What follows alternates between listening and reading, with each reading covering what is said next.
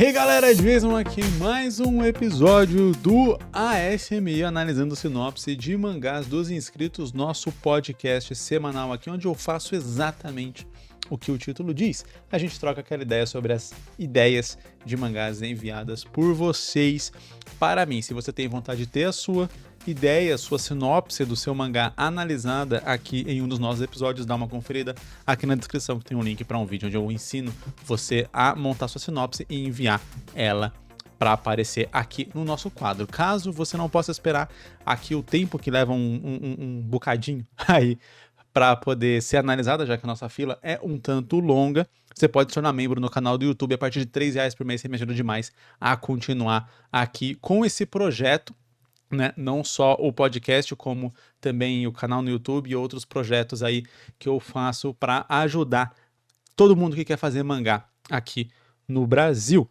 Quero agradecer a todos os membros aí, muito obrigado mesmo, vocês me ajudam demais a continuar com esse trabalho aqui na internet. A primeira sinopse que eu vou ler aqui e analisar no vídeo de hoje, ou melhor, no episódio de hoje, é uma sinopse de membro e as demais são da nossa lista padrão, que está, deixa eu conferir aqui para ter certeza, está em setembro de 2023, então a gente já está aí avançado. Antes era um ano, mais ou menos aí de distância, agora a gente está conseguindo encurtar essa distância. O nome do nosso primeiro mangá aqui é Em Branco. O autor falou que tem vontade de mudar o nome, mas não teve ainda nenhuma ideia. Se tiver alguma sugestão aí para o nome desse mangá, deixa aqui nos comentários, mas particularmente eu acho que é um nome interessante. Eu particularmente gostei. Vamos lá. Acompanhamos Lucas, ou TraBR, entre aspas. Aqui seria o protagonista, talvez um pseudônimo dele online, alguma coisa assim. Tem cara de nome de conta em fórum e coisas assim. Fascinado por mangás e HQs nacionais que vive colecionando. Ele tem um canal no YouCine, né? Enfim. Que ele faz review deles, como na introdução.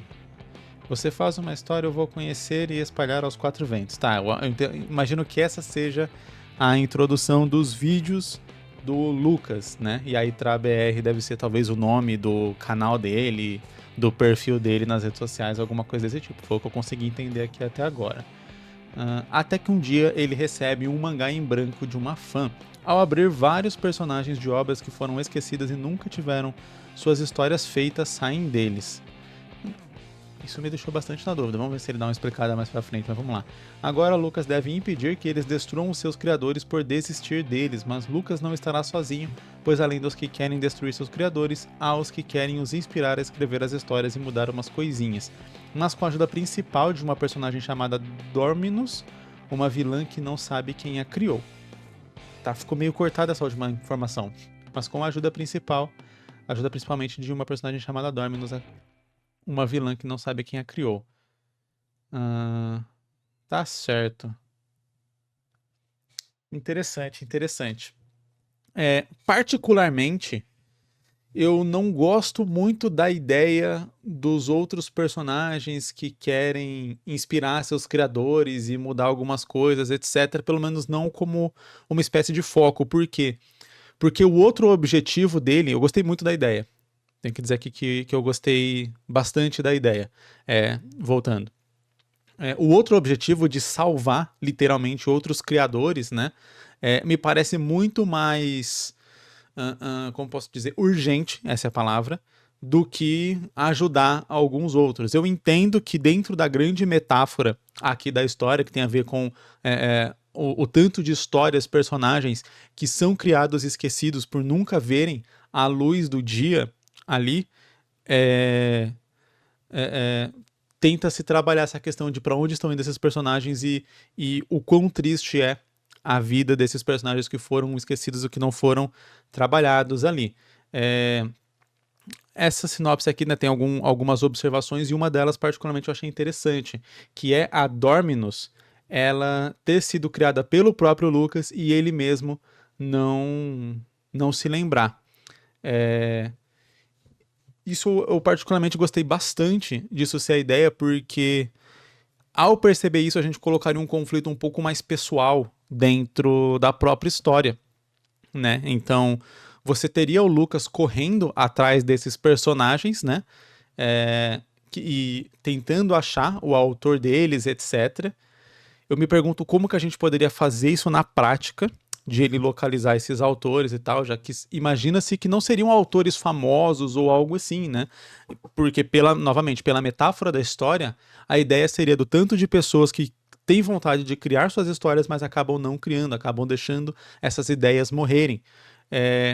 Então, seriam pessoas que talvez não se tornaram autoras, porque aí, beleza, essa pessoa teria ali, vamos dizer, um mérito ou algo assim. Não, eu acho que não seria o objetivo da história, não seria o objeto da história, melhor dizendo, né? Seriam os autores, meio que influenciar os seus autores a terminarem as obras, a concluírem, a fazerem, criarem de fato as obras que eles têm vontade de criar. Né? Eu imagino que essa seria a grande mensagem aqui da história. Nisso, acho sim interessante alguns desses personagens terem essa questão de ajudar os autores, mas, como eu disse, por uma busca direta do Lucas, eu acho que isso tem menos urgência. Então, esses personagens que têm vontade de ajudar os seus autores poderiam ser personagens que iriam ajudar o Lucas. Então, por exemplo, poderiam ser personagens que iriam dar pistas de onde o Lucas pode encontrar ali os seus autores, né? Talvez os autores poderiam ser até inscritos do canal do Lucas, alguma coisa desse tipo, para reforçar essa ideia de que a pessoa gosta daquele assunto, gosta daquilo, teve vontade de fazer, mas acabou nunca fazendo por N motivos. E aí seria até um pouco mais fácil do Lucas entender e localizar aqueles autores, né? Eu acho que o grande chunk, a grande dificuldade é pensar exatamente como que o Lucas vai achar e vai chegar nesses autores, vai conseguir impedir esses personagens, né, e salvar esses autores dando essas mensagens. Então, particularmente, eu não faria isso ser muito extenso, porque talvez tirando uma ou outra história ali, né, que poderia ser trabalhada de uma maneira um pouco diferente, do porquê que o autor desistiu ou algo assim, eu acho que ficaria uma história muito repetitiva se você quisesse fazer, tipo, 15 personagens querendo matar os seus autores, né? Talvez serem 3, 4 personagens, talvez tenha 5 personagens ao todo ali. E aí um personagem vai ser um personagem que vai ser esse personagem que pode tentar auxiliar o Lucas melhor, ser tipo um detetive, e aí ele vai ajudar o Lucas de alguma forma. Ou essa vilã vai ser uma detetive, ou uma personagem inteligente que pode ajudar, ou ela vai ser mais na parte de combate, e aí o detetive vai ajudar nessa parte de investigação, achando quem são os autores, etc., para poder guiar o Lucas nessa busca. E aí a Dorminus, que é a vilã, ela vai ajudar ele literalmente, né? Com a parte de combate ali com os outros personagens, etc., para dar aquele visual de ação também para a história, mas daí talvez não ficaria tão repetitivo, porque daí você pegaria esses 3 personagens e criaria situações diferentes, por exemplo, né? Onde você tem alguém que desistiu por conta da vida adulta, dos compromissos, etc., da vida adulta, outro que desistiu porque achava a história boba, outro que, sei lá, morreu talvez, ou algo assim. Ou a própria Dorminus, o autor pode ter morrido. Se não for a ideia de ela meio que se voltar contra o próprio Lucas, né, que poderia ser um plot twist interessante, em algum momento nisso ela descobrir que o Lucas criou ela, e aí como ele não se lembra, como ele esqueceu dela, ela fica com ódio dele e agora ela quer matar ele, e aí a gente tem uma inversão da história que seria muito, muito interessante. Ou pra gente trabalhar com talvez um final um pouco mais bonitinho, sem essa questão do plot twist, vamos supor que a Dominus também seja, né, a autora, e aí o Lucas vai ajudar ela a achar o autor dela no final. E aí descobre que o autor dela não terminou a história dela porque ele morreu. E aí o próprio Lucas decide contar a história da Dominus, então ele virá o autor dela, e aí seria um finalzinho mais bonitinho, do tipo, ele meio que abraçou a personagem e tornou ela como a personagem própria, dando a história que ela merece, que ela precisa. Eu acho que esses 2 finais poderiam ser interessantes. Talvez não ela matar ele, né? Aquilo não é o final, aquilo é um plot twist que vai encaminhar para algum final, onde talvez ele vai se lembrar dela, ou algo do tipo, vai decidir criar a história dela também. Eu acho que o final é ele decidindo criar a história dela, para tornar ela como importante. A pessoa que enviou o mangá em branco e tudo isso, eu acho que não precisa ser explanado. Eu acho que nem tudo na história precisa ser explicado, até porque é um negócio mega fantasioso, mega sobrenatural, então eu acho que não é importante, talvez, fazer isso. Realmente essa parte ser um mistério, né? Eu acho que já fica interessante o suficiente, alguma coisa assim. Porque aí a gente novamente abriria outro espaço para outra investigação. E aí você começa a criar vários objetivos pro Lucas e vai estendendo a história de um jeito que nenhum dos objetivos vai ficar parecendo muito importante. Porque daí você fala, parte dos objetivos do Lucas é ajudar os personagens que querem ajudar seus autores. Tipo, pensa, para um personagem ajudar o autor, você tem que achar o autor, aí o personagem vai vir e vai falar com ele, eles vão conversar sobre a história, o autor vai decidir fazer. Aí, sei lá, próximo personagem, aí ele vai impedir alguns personagens de matarem seus autores. Aí tem a história da Dorminus, porque afinal de contas, se ela é uma personagem importante pra história, a gente vai ter que desenvolver ela de alguma forma. Aí ele vai fazer isso, e aí depois ele vai buscar a leitora misteriosa que enviou o mangá. Sabe, fica muita coisinha, eu acho, e aí você vai perdendo o foco de alguma coisa que seria mais importante. E aí eu acho que o mais importante aqui, se o Lucas é o protagonista, seria ele se conectar com como essas histórias que ele acompanhou, essas histórias que ele viu, vai mexer com ele mesmo. Talvez ele mesmo lembrando que a Dorminus é uma personagem dele ou algo assim.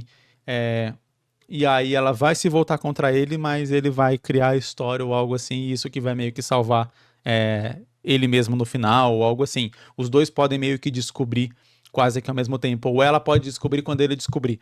Vamos supor que ao acompanhar essas histórias, ele acabe se lembrando que ele também chegou a começar a fazer um mangá, anotou algumas ideias e tal, e aí ele vai revirando algumas coisas no quarto dele, e aí ele pega um desenho, e no acabado dela, aí ele vai lembrar, pô, ela é a minha personagem, e aí nisso ela entra e vê essa cena, e aí descobre, e aí ela quer matar ele, etc, e aí a gente desenvolve isso de alguma forma, onde eu acho que o melhor final sempre é ele fazendo a história, ele também tomando esse passo de não deixar a história dele morrer, né? Aquela história que ele criou, aquela obra que ele criou, morrer, dando uma história pra ela e aí deixando ela satisfeita. Eu consigo imaginar até um final bem bonitinho, onde ele mostra o mangá que ele fez dela e tal, e aí ela lê e se emociona e tal, e aí tipo ela meio que desaparece, entre aspas, porque ela iria entrar na história ali, fazer parte daquele universo dela. Acho que é muito interessante, cara. Como eu disse, eu não estenderia muito essa história, eu faria talvez ali um one shot ou minissérie, um one shot de umas 50, 60 páginas, e aí eu diminuiria o tanto de personagens que sai da história, ou faria uma minissérie em 4, 5 capítulos, e aí deixaria os primeiros capítulos para desenrolar essas tramas dos personagens que querem matar seus autores, e os últimos capítulos para desenrolar a própria trama da Dorminus com o Lucas. Eu acho que eu faria mais ou menos nessa pegada, porque como eu disse, eu acho que ficaria muito repetitivo se você ficasse sempre focando em personagem que quer matar o autor ou quer ajudar o autor, e eu acho que não tem necessidade de mostrar quem é a autora que enviou. Eu acho que esse é aquele mistério que fala, tipo, se a história tá fechada ali, tanto faz quem enviou. A história foi importante pro personagem ali que a gente viu e tal. Quem desencadeou essa trama é um ser sobrenatural, um mistério, etc. Nem todos os mistérios precisam ser revelados. Indo aqui para nossa lista padrão, o nome da nossa próxima sinopse, nosso próximo mangá é A Gênia da Lâmpada de Hana. Hana é uma jovem adulta que vive uma vida monótona como funcionária de escritório. É uma mulher minimalista e sem grandes desejos. Tudo muda quando ela encontra Malika, uma gênia da lâmpada extravagante e megalomaníaca que oferece a Hana 3 desejos. No entanto, Hana surpreende Malika ao não ter desejo nenhum. Intrigada, Malika decide acompanhar Hana em seu dia a dia, revelando as complexidades das personagens, seus relacionamentos e o desenvolvimento de cada uma, enquanto exploram as relações interpessoais com os outros personagens de seus passados. Aí o autor, a autora deixa aqui uma observação: a história tem foco em mostrar o passado das personagens, mas estou preocupado em como desenvolver passados que realmente pareçam interferir em quem os personagens são no presente e como deixar as interações entre elas mais interessantes. Eu acho que a história deixa bem claro essa relação ali de como as duas se aproximam, e eu acho que o grande foco realmente seria nisso de como a personalidade de cada uma delas foi construída. Esse é o grande ponto-chave da história, pelo que eu entendi, é o que o autor aqui tem dúvida exatamente em como fazer, né? Mas eu acho que esse é o ponto-chave não só para você desenvolver essa relação entre elas, mas para você também criar um fechamento para essa história, né? Toda história ela tem um arco ali a ser completado. Né, numas histórias mais simples, a gente tem um personagem que, por exemplo, precisa vencer um vilão por algum motivo X.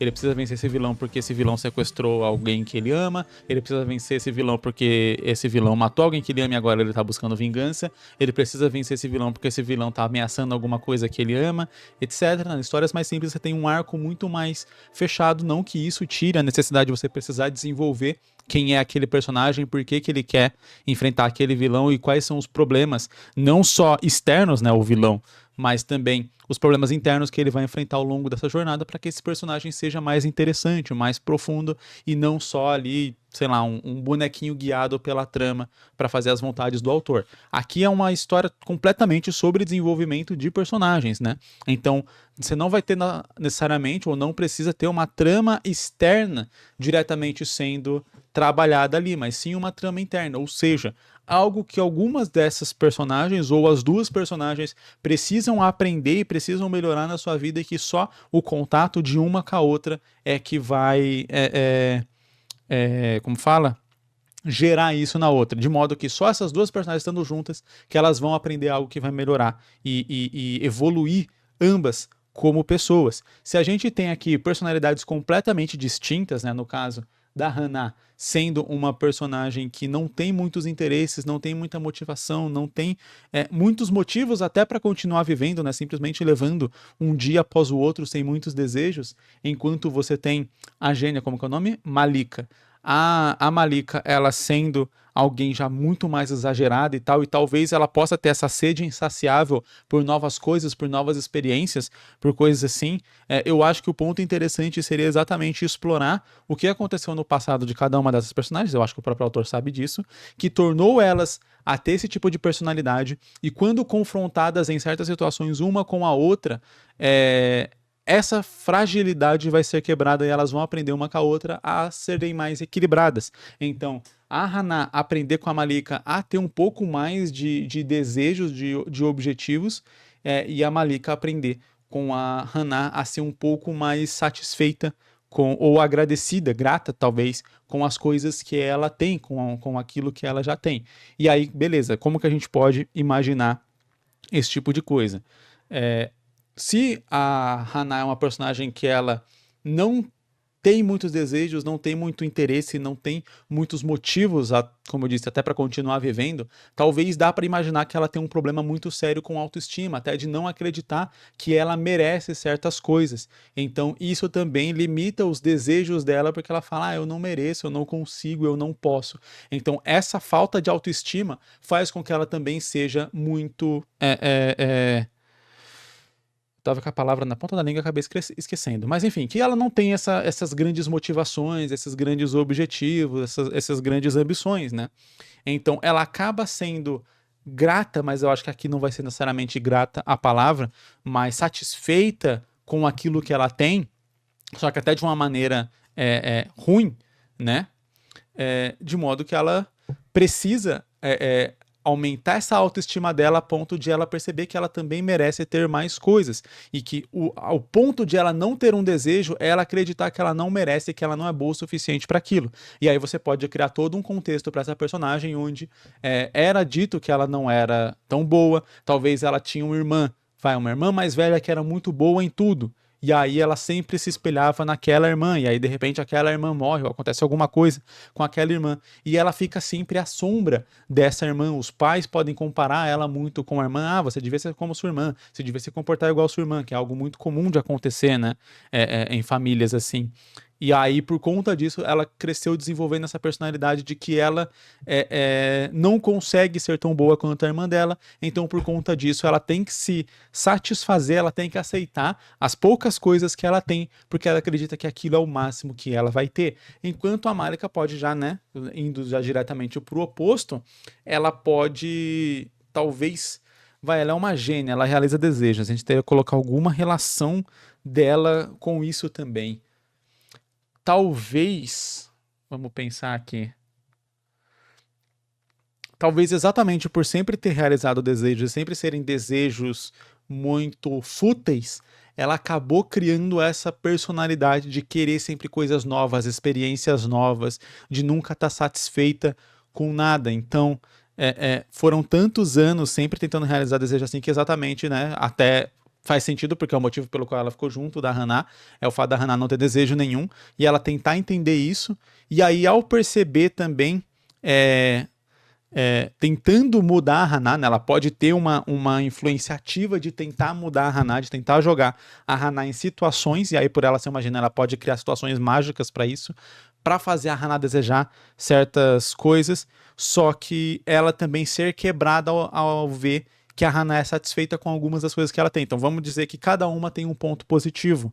E aí o objetivo é que cada uma consiga, aos poucos, enxergar esse ponto positivo na personalidade da outra, de modo que ela se confronte com os pontos negativos da sua própria personalidade. Então,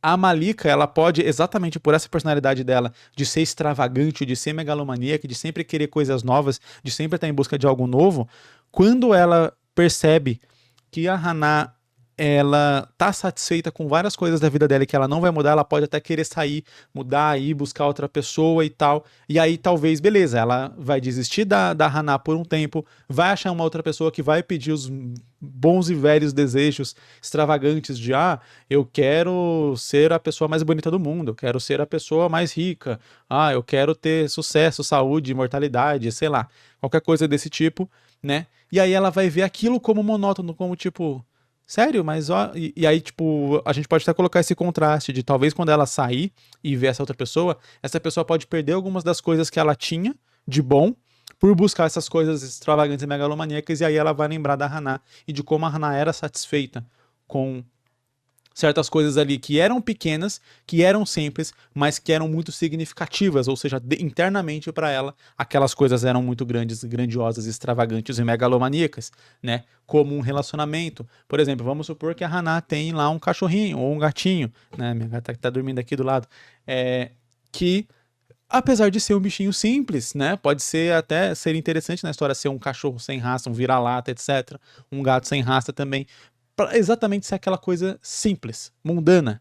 E ela dá muito valor àquilo, muito valor àquela amizade, muito valor àquele, né, àquele companheiro que ela tem ali, e outras coisas, sei lá, ela gosta muito da cama dela, né? Pode ser um objeto, mas um objeto simples, um objeto comum, mundano, padrão, mas que cria esse negócio de eu gosto muito disso, eu quero isso aqui, pra mim isso aqui tá ótimo.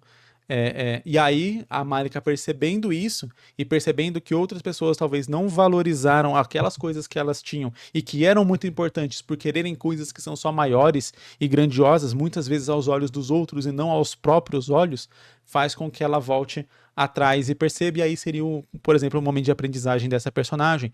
Ao mesmo tempo que talvez quando a Malika vai embora, a Hana se percebe sozinha. E aí, a partir desse momento que ela se percebe sozinha e ela sente esse desejo por ter a companhia da Malika de novo, ela percebe que ela queria ter amigos, ela queria ter mais coisas, né? Certas coisas fazem essa falta.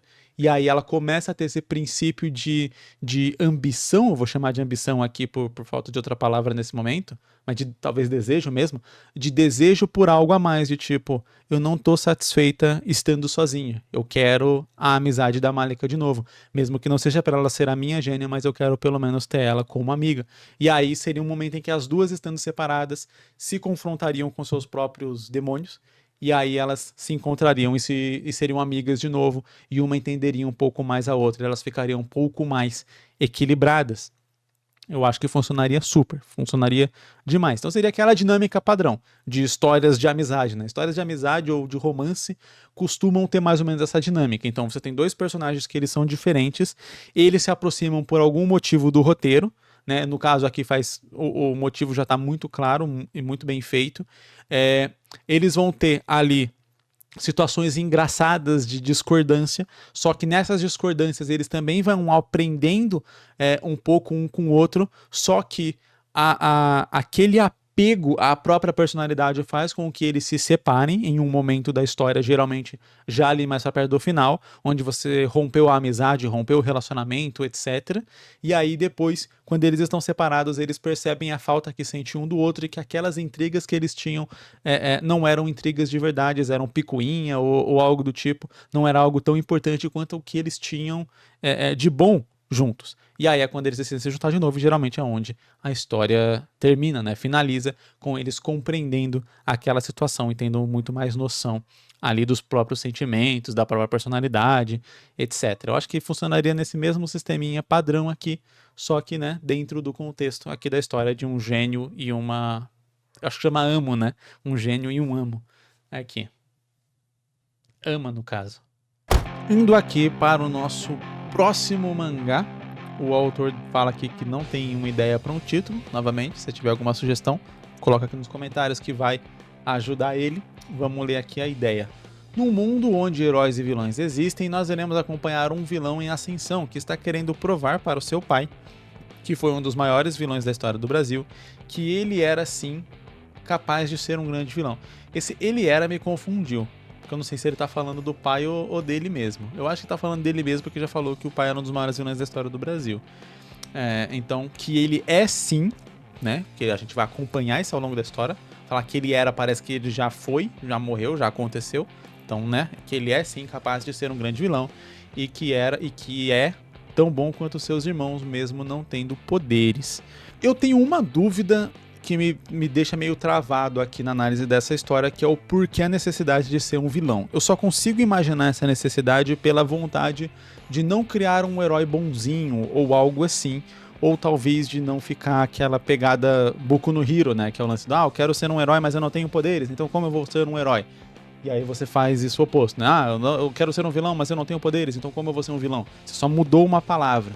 Só que mudar essa palavra tem muitas implicações práticas na história que vai ser contada, porque quando a gente fala heróis e vilões, né, a gente tem ali certos estigmas colocados nessas palavras, né? O que é a definição de um herói e de um vilão? Um herói seria aquela pessoa que ajuda as outras pessoas. E aí você pode colocar que salvar é ajudar, entre outras coisas. Mas de um modo geral, um herói seria alguém que está servindo as outras pessoas. Então você fala, um bombeiro é um herói, um policial é um herói, porque ele serve as outras pessoas de maneira a ajudar elas, a salvar elas, a proteger elas, realmente a servir a outras pessoas, né? E quando você tem a ideia de um vilão, a gente costuma imaginar de uma maneira rasa que o vilão ele é o contraponto do herói. Ele é aquele que o herói vai enfrentar.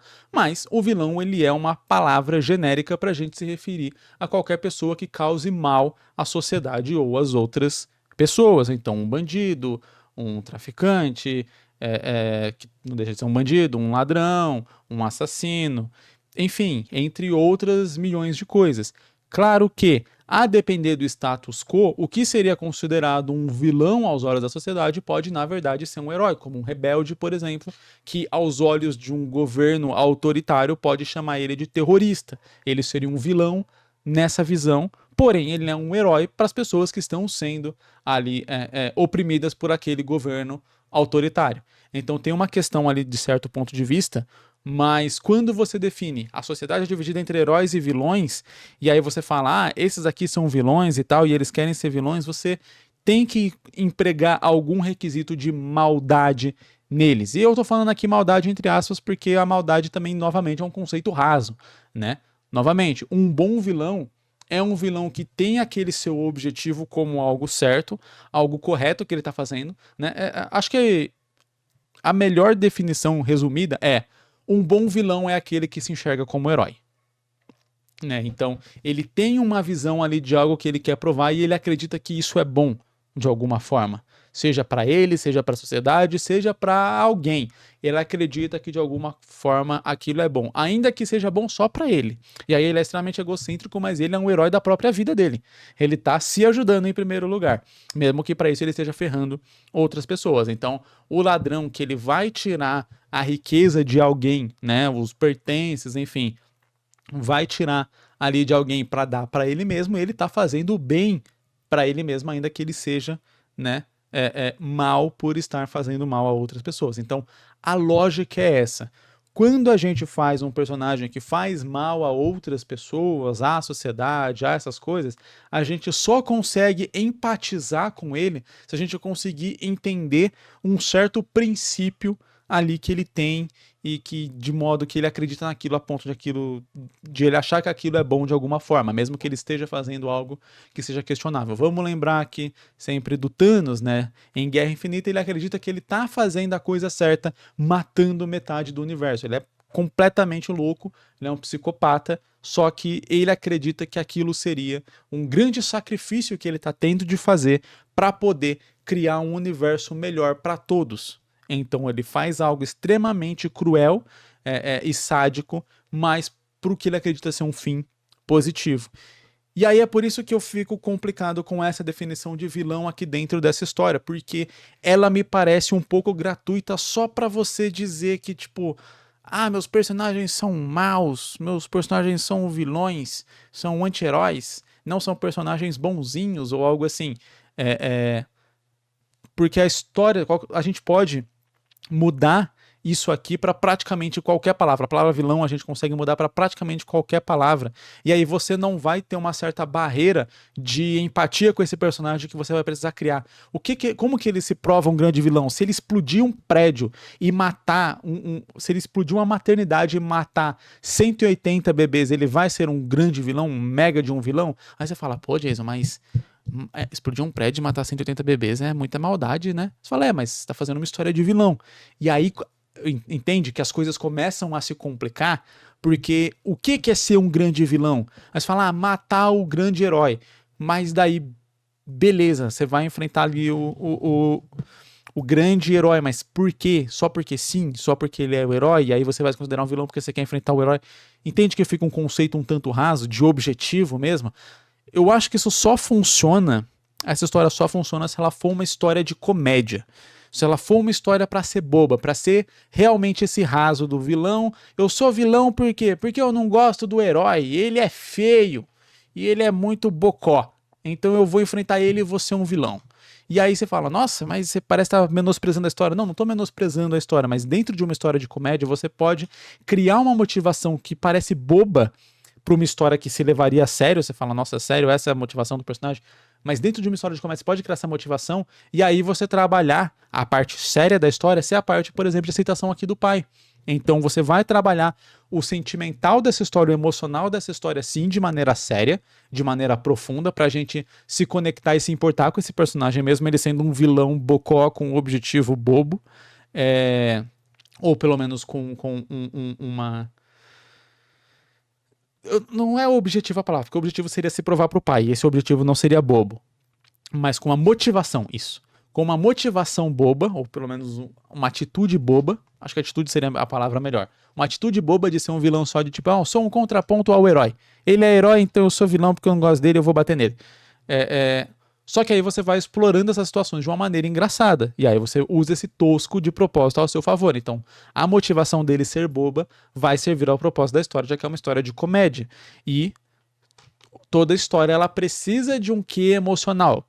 Né? Independente de ser uma história de ação, de romance, de aventura, de comédia, de terror, você tem que ter um quê emocional nessa história, porque é assim que a gente se conecta com aqueles personagens. Então, numa história de terror, onde você tem um pai que vai sacrificar para um filho ou para uma ex-esposa ou algo assim, aqueles personagens precisam estar bem construídos e desenvolvidos para você conseguir compreender aquele sacrifício. É uma história de terror, mas se você sente a morte daquele personagem, ele não é só um pedaço de carne que vai ser mutilado pelo monstro, aquela história ela ganha em o leitor achar bom, vai. E a mesma coisa acontece com outras histórias. Numa história de romance, você consegue entender por que aquele personagem ele tá se recusando a ficar com outro personagem, ou o que ele tá abrindo mão quando ele decide ficar com aquele outro personagem. Você consegue empatizar, você consegue gostar e mergulhar mais fundo nessa história. Então toda história, independente da temática que ela decida seguir, ela precisa de um quê emocional pro leitor se conectar com aqueles personagens e a história ganhar pontos mesmo na leitura. E mesmo sendo uma história de comédia, eu acho que esse ponto principal aqui da aceitação com o pai, etc., do que ele sofreu, seria o nosso ponto de conexão aqui com esse personagem, com essa história, o nosso ponto de emoção. Só pensar no Megamente. O Megamente é muito interessante a construção, porque ele é um personagem que ele é tratado como vilão, e aí ele decide assumir esse papel, porque é assim que a sociedade trata ele. Então, ele não é o vilão só novamente, é um filme de comédia, é um filme infantil, que tem uma discussão profunda ali sobre o que a sociedade faz com certas pessoas, né? Como a visão e o tratamento da sociedade pode modificar e destruir uma vida. Mas o que ele quer eu perdi o que eu estava falando antes de dizer isso. Tá. Ele não é aquele vilão que vai matar vários inocentes ali porque sim, né? Então o lance dele é exatamente muito ser o contraponto ao herói. Então é bem essa questão do objetivo meio bobo, só para pensar, só que a gente tem um ponto de emocional ali com a história, que é entender que aquele personagem ali, ele tinha tudo para ser alguma outra coisa muito melhor, e ele foi elevado à categoria de vilão, e ele virou o vilão, mega vilão, super vilão, etc., por conta de como a sociedade tratou e como a sociedade viu ele, né? E aí ele assumiu esse papel para si mesmo. Então, sim, tem um ponto ali de conexão, tem um ponto de emoção pra gente trabalhar essa ideia de um vilão que a gente vai gostar e vai compreender por conta disso, por conta de como esse emocional ele é construído e trabalhado. Novamente, eu acho que essa história poderia funcionar da mesma forma e ter a mesma história se você troca a palavra vilão por guerreiro, cavaleiro, ninja, samurai, herói, policial, detetive, qualquer palavra que você quiser aqui, a sinopse funciona e a história funciona mais ou menos da mesma forma. Só que, claro, cada uma das palavras que você troca, você muda o contexto daquele mundo e aí você tem que apresentar esse contexto ali de outra forma. E é isso que eu tô falando do problema de talvez usar a palavra vilão, porque aí você tem que criar um contexto onde ser um vilão é alguma coisa. Porque, novamente, se todo vilão, ou pelo menos todo bom vilão, é um herói na própria cabeça, né? Ou ele sabe que ele está sendo visto como vilão, mas ele mesmo não se considera o vilão. Porque do contrário seria aqueles vilões realmente de desenhos mega infantis que fala eu sou mal, hahaha, sabe? E aí imagino que a ideia do seu personagem não é ser isso, não é ser o vilão da risada, o vilão o esqueleto do He-Man, né? Que ele fala eu sou o mal e é isso. Eu acho que tem até algumas outras versões onde é trabalhado um pouco mais a fundo o esqueleto para ele não só ser o mal e hahaha. E aí, para não ser isso, fica complicado você estabelecer que eu quero ser um vilão, eu quero ser um vilão melhor que meu pai, ou algo assim. Ou talvez a gente pode subverter completamente isso e imaginar que essa visão de vilão dele é desse jeito porque o pai dele era considerado um vilão e talvez a não aceitação que o pai dele tem com relação a ele é exatamente pelo fato de ele acreditar que é um vilão, de ele querer ser um vilão, quando o pai dele, na verdade, se pensava como um herói e era visto pelos outros como vilão.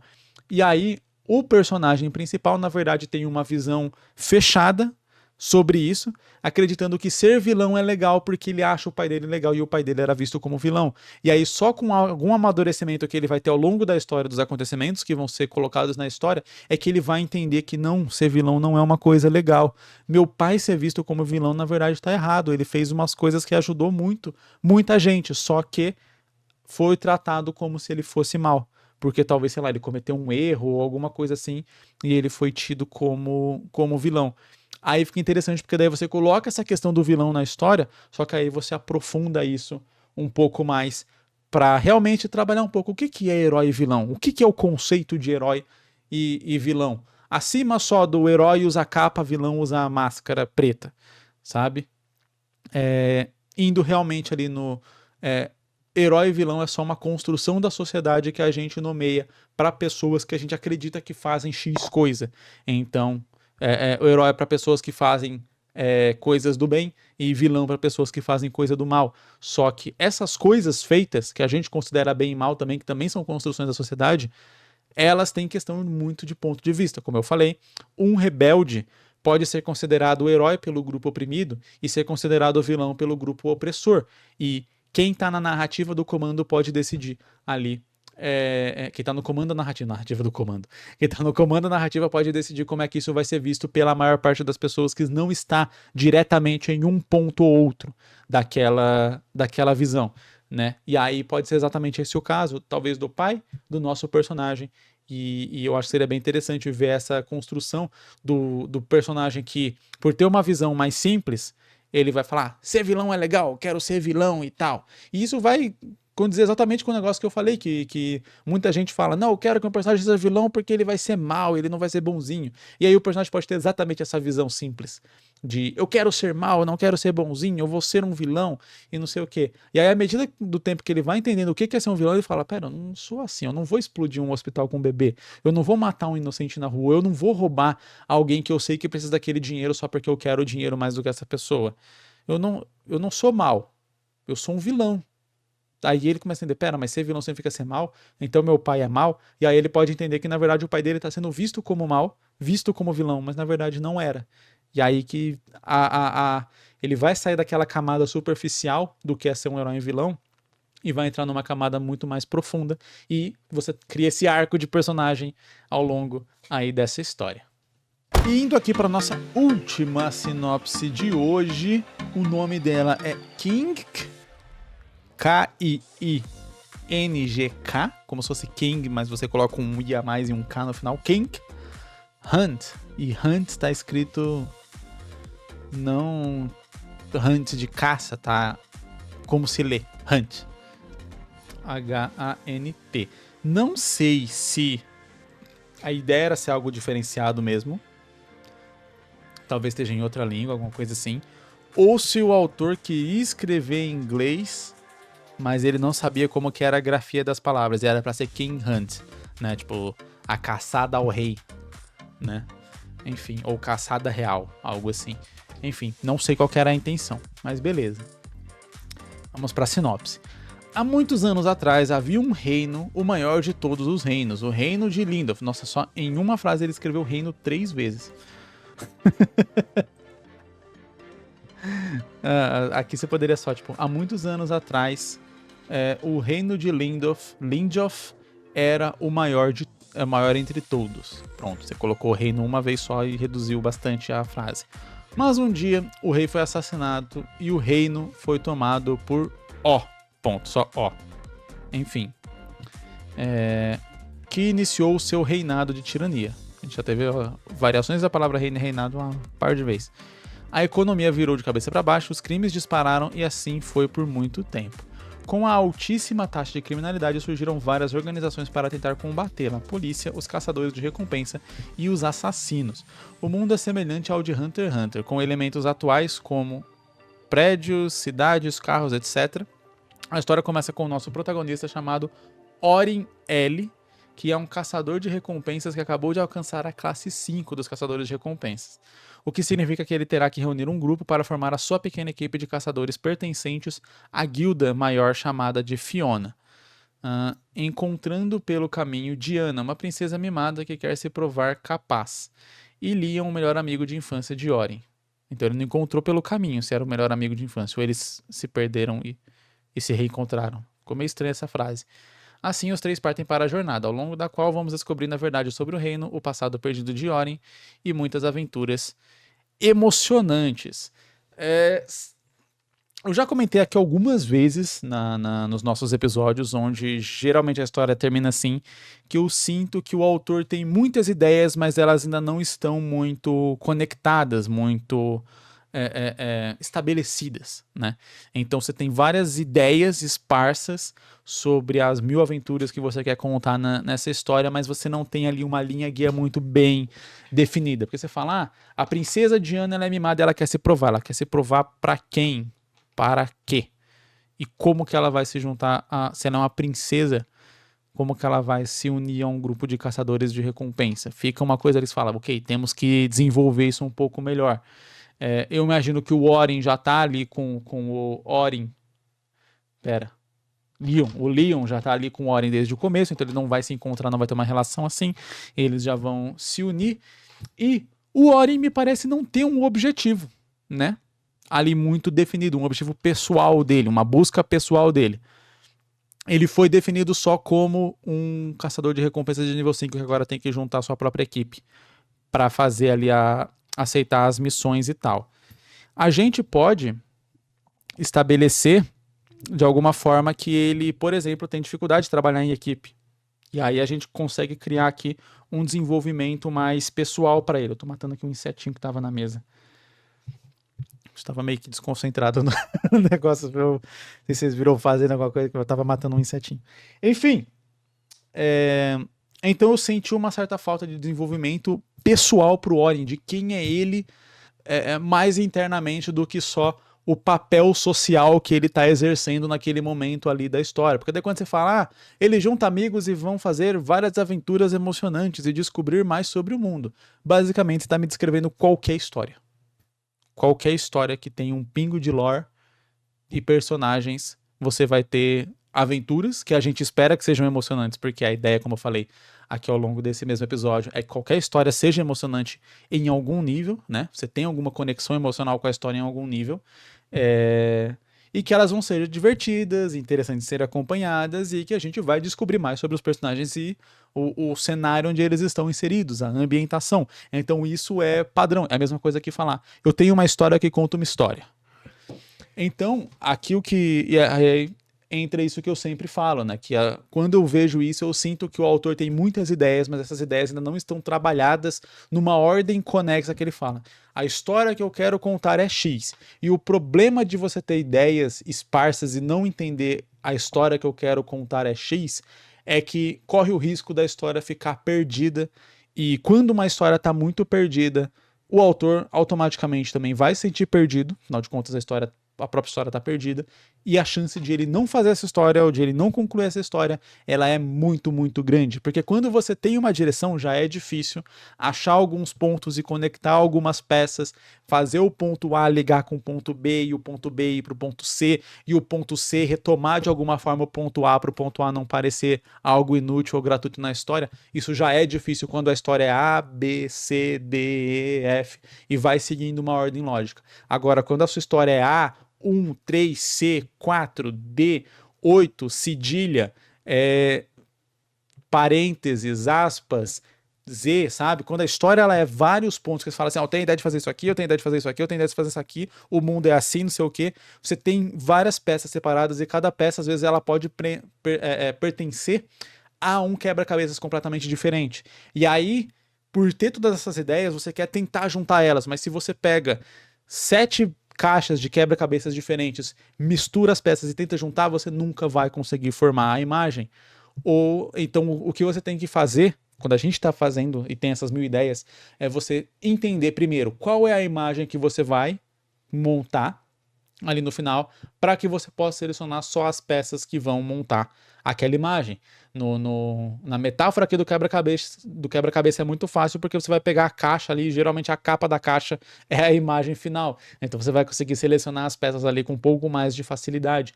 Mas sem ter a imagem final, então, né, a primeira coisa que a gente precisa fazer é montar a imagem final ali da nossa história, para poder entender de quais as ideias que a gente teve, quais são as ideias que corroboram com aquela história que a gente está querendo contar. Por exemplo, vamos supor que o objetivo do Orin é simplesmente ele tá fazendo tudo isso porque ele quer vingar uma injustiça que aconteceu lá no passado com ele, etc.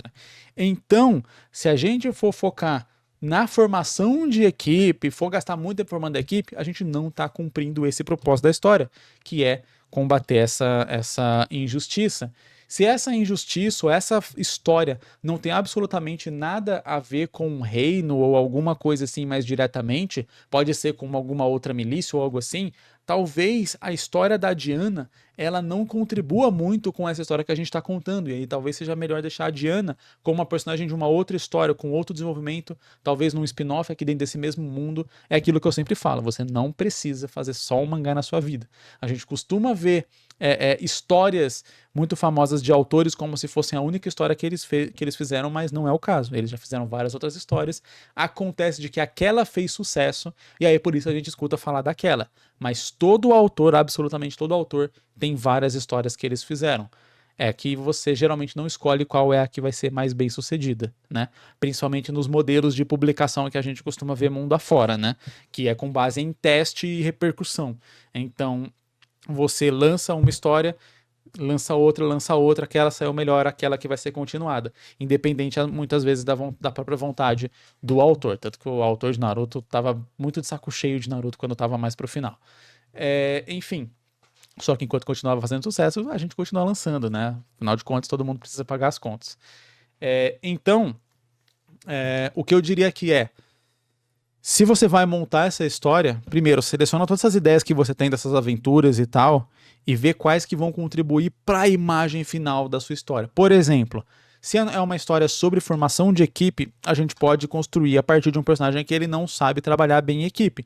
E aí a gente constrói esse passado desse personagem para que seja condizente com isso na história. Então, eu tenho um personagem que no passado ele já tentou participar de várias equipes, mas membros da equipe acabavam morrendo, ele sempre teve dificuldade em cumprir ordens ou seguir ali um plano, ele sempre teve isso de ir muito à frente sozinho, e por conta disso também acabava colocando outros membros da equipe em dificuldades, etc. E aí, até por conta disso, pode ser que ele tenha ficado muito mais tempo na categoria 4, ali dos caçadores de recompensa, sem ter essa evolução, porque os superiores dele ali e tal, os diretores dessa guilda que ele faz parte, não confiavam nele para montar sua própria equipe, mas daí chega um determinado momento que eles falam, não dá mais para manter ele aqui assim no nível 4, a gente tem que evoluir ele pro 5, porque já passou tanto tempo, então não sei o que, só que ele vai ter que formar a equipe dele. E aí fazem isso e falam, o negócio é o seguinte, você vai ter que formar a sua equipe e cumprir essa missão, e aí dá uma missão para ele,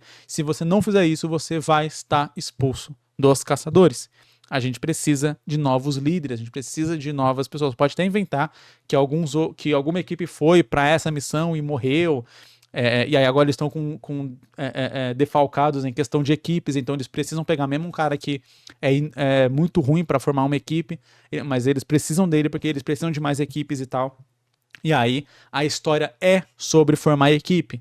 E aí, beleza, faz sentido. A Diana, por exemplo, ser mimada, mas querer se provar de alguma forma, e ele vai ter que conseguir liderar ela, mesmo tendo essas dificuldades. E aí você vai colocando personagens que são difíceis de serem liderados, são difíceis de ser trabalhados. E aí, talvez nesse sentido, o Leon talvez não fosse ser amigo de infância dele, porque o Leon ser amigo de infância dele poderia fazer com que fosse mais fácil trabalhar com ele. E se a ideia é jogar o personagem contra esse defeito dele, que é não conseguir trabalhar em equipe, facilitar isso de alguma forma pode ser ruim.